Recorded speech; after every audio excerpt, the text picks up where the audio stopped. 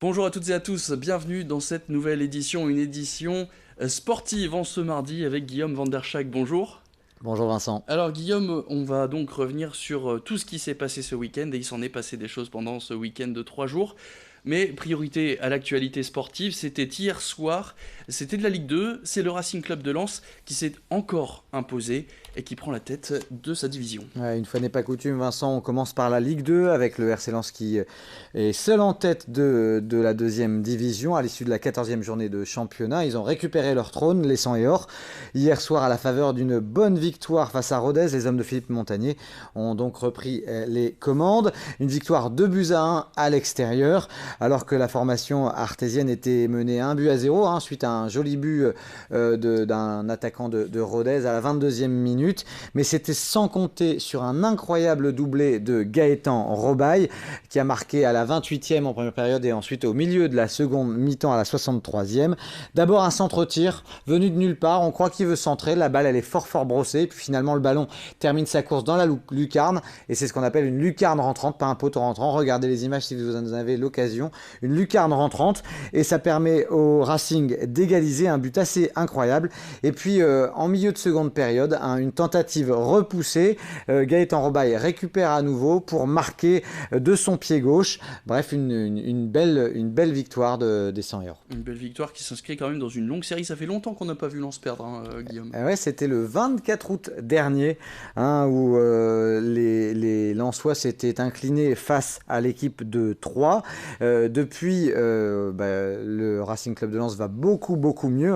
Aujourd'hui, le bilan est le suivant, 8 victoires, 4 matchs nuls et seulement 2 défaites, soit un total de 28 points. Lens est devant, avec Lorient qui est juste derrière à une longueur et Ajaccio et Troyes qui sont à 2 points. Donc voilà, on espère que ça va continuer. En tout cas, c'est de bon augure pour la suite du côté des hommes de Philippe Montagnier qui ont fait le plein de confiance avant une rencontre de Coupe de France à l'occasion du 7e tour, puisque le Racing affrontera ce samedi Boulogne en Coupe de France. Forcément un match de cœur pour Philippe Montagnier, ancien entraîneur de l'USBCO. On reste en Ligue 2 et on va parler donc de l'autre club nordiste, c'est Valenciennes, mais là ça va moins bien. Ouais, ça va beaucoup moins bien du côté du VAFC. Défaite vendredi soir à domicile face à Châteauroux, 1-0. Un match durant lequel les Valenciennois ont semblé sans solution, avec beaucoup d'approximations, de ballons perdus. Ça va mal donc pour les Valenciennois. 4 défaites et 4 nuls sur les 8 dernières rencontres de Ligue 2. Ils n'ont pas réussi à s'imposer une seule fois sur leurs 8 derniers matchs. Eux qui avaient pourtant signé un bon début de saison, ils étaient 3e après 6 journées et ils ont rapidement quitté le podium. Ils sont désormais 13e au classement. Alors vous allez me dire 13e, il n'y a pas péril dans la demeure. Oui, mais voilà, ils sont seulement 4 points, 4 petits points devant la zone rouge. Donc la tendance complètement inverse du Racing Club de Lens. On parlait de classement très restreint. C'est le cas aussi en Ligue 1. On l'a vu, très peu de points entre les premiers et les derniers. La Ligue 1, forcément, le LOSC, la mauvaise opération quand même, ce match nul face à Metz. On a envie de dire qu'après leur élimination officielle en Champions League, ils marquent un petit peu le pas, puisque tout le monde pensait qu'ils réussiraient à s'imposer à domicile face à l'équipe Messine. Une rencontre qui a été âprement disputée face à des Messins très accrocheurs. Les Dogs ont buté plusieurs fois face à notamment l'excellent gardien adverse, Oukidja. Quelques stats qui montrent malgré tout la domination lilloise, presque 70%, 69% de possession du côté lillois, 586 passes du côté des Dogs contre 262 à la formation Messine, et puis 11 occasions côté nordiste contre 2 du côté de Metz. Lille est 5e de Ligue 1 avec 19 points, 5 victoires, 4 nuls, 4 défaites. Prochain match, attention, ça va être du costaud, ce sera face au PSG à Paris le vendredi 22 novembre. Et puis un match qui a été marqué notamment par les 30 ans des DVE à qui on souhaite quand même un bon anniversaire. Un dernier mot de football, on a parlé de l'USBCO tout à l'heure avec la Coupe de France. Boulogne qui s'est incliné sur sa pelouse 1-0 face au Red Star, un but sur penalty, et Dunkerque c'est lui a lui perdu du côté d'Avranches, 2-0. On change complètement, on ferme la page football, on ouvre une page athlétisme avec évidemment l'événement du week-end, c'était l'Urban Trail de Lille. Ouais, ils étaient plus de 7000 samedi soir dans les rues de Lille pour se frotter à l'Urban Trail. C'était la seconde édition. Une vraie réussite malgré les températures assez basses. On avait froid samedi soir du côté du boulevard de la Liberté.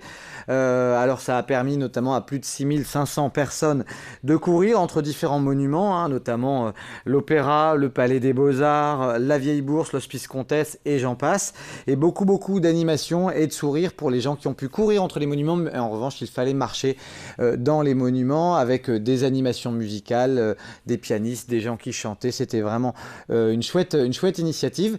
Mais quelque part, c'est pas ce que les gens retiendront, parce qu'il y a eu un véritable événement samedi soir. En marge de cette Urban Trail, il y avait un 5 km très rapide où on remontait le boulevard de la Liberté, on faisait le tour du boulevard Jean-Baptiste Lebas, on revenait pour refaire une boucle et terminer du côté de la place de la République. Et puis il y avait de très bons coureurs et l'objectif était avéré de la part des organisateurs du côté de la Ligue d'athlétisme des Hauts-de-France, c'était de tenter de battre le record du monde hors stade du 5 km. Et c'est ce qu'a magnifiquement réussi Robert Ketter, qui a battu donc le record du monde en 13 minutes 22. C'est un Kényan, ça a été ultra rapide. Imaginez un peu, sur 5 km sur bitume, une moyenne supérieure quasiment à 22,5 km/h, c'est incroyable. À tous ceux qui font de la course à pied, essayez ne serait-ce que de faire du 22-23 à l'heure en vélo, vous verrez déjà l'allure. Et ben, c'est ce que Robert Ketter a fait sur 5 km dans les rues de Lille.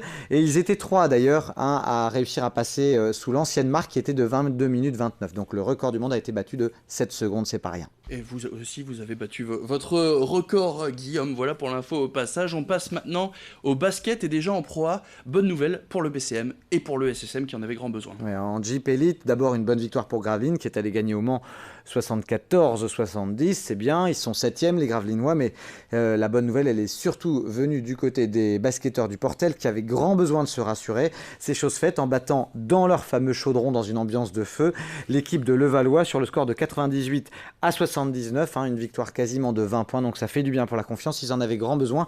Ils sont malgré tout toujours en mauvaise posture au classement, ils sont 17e puisque ça n'était que leur 2e victoire depuis le début de la saison. Alors il nous faut un mot de voile ou un mot de tennis? De quoi vous voulez parler, Guillaume? On va forcément parler de tennis avec cette magnifique victoire en Fed Cup des Françaises, bien emmenée par la nordiste née à Saint-Paul-sur-Mer, Kristina Mladenovic, qui a remporté ses 2 simples et le double associé à Caroline Garcia. C'est vraiment une belle nouvelle pour le tennis féminin français. Et une pensée aussi évidemment pour Thomas Ruyant qui finit 4e de la Transat Jacques Vabre. Merci beaucoup, Guillaume, d'être venu nous parler de tous ces résultats sportifs du week-end. Très bonne semaine à vous. Bonne semaine à tous. Et merci de nous être fidèles. Restez avec nous, l'information continue.